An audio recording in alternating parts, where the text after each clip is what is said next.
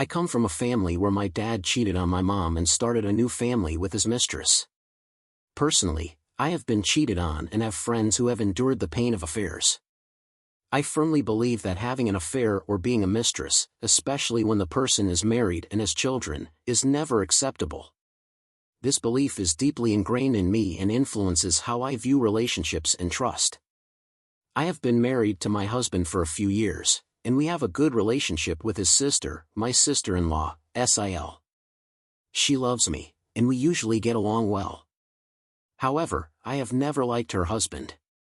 He has a daughter from his previous marriage, and they always talk about his ex-wife as if she is crazy. This constant negative talk about the ex-wife has always made me uncomfortable and made me question their narrative. My Sil and her husband have 3 children together, and there is an age gap between them, but she never went into detail about how they met. 2 weeks ago, I discovered that my Sil was seeing her husband while he was still married. He claimed he was separating and eventually did get a divorce. I also learned that the ex-wife had tried to contact my mother-in-law, Mil, to inform her about the affair, but my Sil intervened and prevented my Mil from reading the messages. This information made me feel very conflicted because, according to my core beliefs, being with someone who is married with kids and breaking up a home is not acceptable. I think one should wait until the person is officially divorced before pursuing a full-on relationship.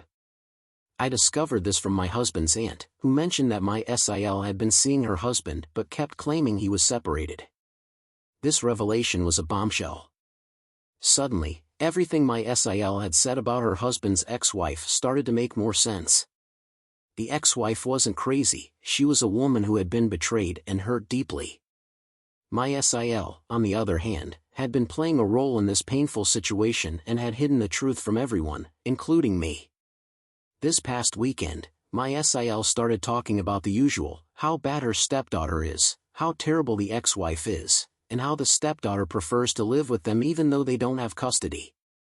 I feel bad for the stepdaughter, as she goes back and forth between homes, and I don't feel my Sil and her husband are nice to her. I look at my Sil with a lack of respect and believe that karma will catch up with her one day. I also feel bad for their 3 children, but especially for the stepdaughter.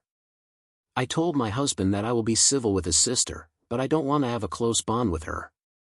He understands, but I feel so conflicted when I see her because she is nice to me but not when she talks about the stepdaughter, the ex-wife, and other people. My husband has noticed that I am not socializing with her as much or wanting to visit their house. He agrees that what his sister did was not right, but he wants us to be close to her and for me to forget what I found out. I told him I can't and that I think it will catch up with her one day, whether through karma, when her kids are older, or when the stepdaughter talks to them about the relationship. I also told him it's inappropriate for them to call the ex-wife crazy. She might have gone crazy when she found out about the affair. Even before I knew about the affair, I never called my Sil the stepmom out of respect for the stepdaughter because I don't know how she feels about it. My husband noticed this, but I feel it's important because my Sil treats the stepdaughter very differently. I want to create some distance between me and them. As I continue to grapple with these revelations, I can't help but reflect on the impact this has had on my view of family and loyalty. Growing up, my father's betrayal had already shaped my views on fidelity and trust. Seeing my Sil's actions unfold similarly has been a stark reminder of those painful times. It's not just about my discomfort or my moral stance, it's about the children involved, especially the stepdaughter, who is caught in a web of adult conflicts she didn't create. My husband tries to mediate, suggesting that I find it in my heart to forgive and move forward for the sake of family unity. He acknowledges the wrongdoing but believes in giving his sister a chance to explain and perhaps atone for her actions. He thinks time will heal these wounds and that maintaining family bonds is essential. I understand his perspective, but my convictions and experiences make it hard to just let go of what I now know. I also worry about the message it sends to our children in the future. What if they grow up seeing us condoning or ignoring such behavior? What kind of example would that set? My integrity and the values I hold dear are on the line, and I cannot in good conscience pretend that everything is fine. My interactions with my Sil are now marked by a cold civility. She notices the change and has tried to reach out, perhaps sensing my disapproval but not fully understanding its depth. She continues to talk poorly about her stepdaughter and ex-wife, seemingly unaware of the irony and pain she has caused. Each comment she makes feels like a dagger, deepening the chasm between us. I feel like I am living a double life. On the surface, I maintain a facade of normalcy for the sake of my husband and the larger family, but inside, I am battling with anger, disappointment, and a sense of betrayal. I no longer look forward to family gatherings.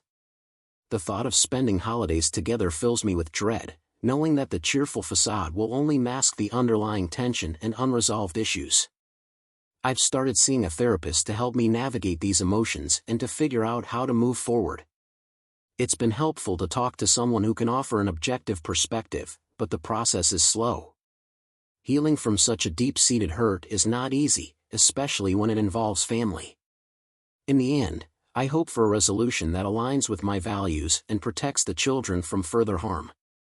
Whether that means continuing to distance myself or finding some way to reconcile, only time will tell.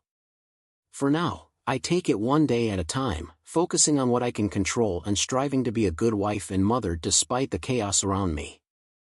My husband, 30M, and I, 29F, have been married since 2013, and we have 2 children, a 4-year-old daughter and a 10-month-old son.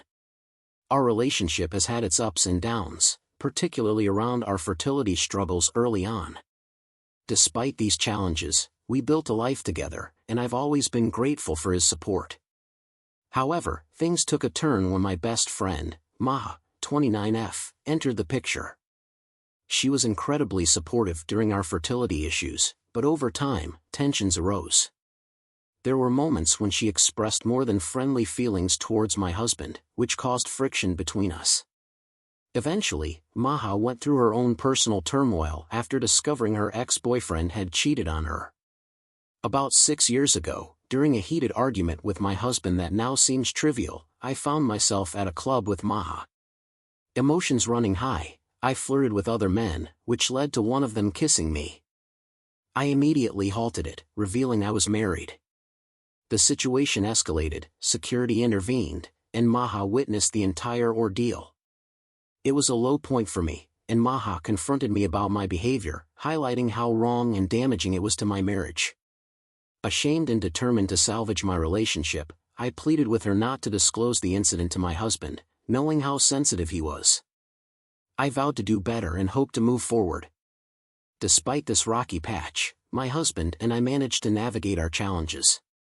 I miscarried once but later successfully gave birth to our children.